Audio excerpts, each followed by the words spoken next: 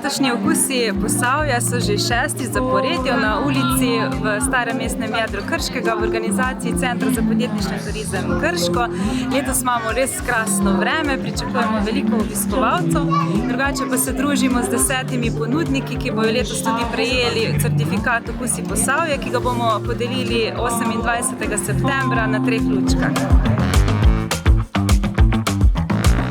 Gostilna Kon se že vrsto let predstavlja na festivalu, uličnem festivalu. Veseli smo, ker je res dobro obiskano in veseli smo, da se ulica spet zaživi.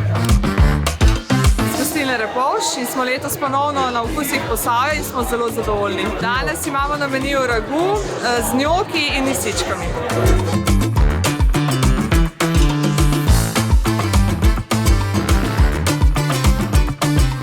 Okusi Posavja je organiziran po smernicah Zero Waste, zato imamo tudi zeleno stražo, aktivirane študente in seveda ločeno zbiramo vse odpadke. Danes smo na uličnem festivalu Okusa Posavja v Krškem in z vami smo zelena straža. Mi vam bomo pomagali z ločevanjem odpadkov, torej vidite, da imamo tudi smetnjake postavljene, tako da upamo, da ločujete.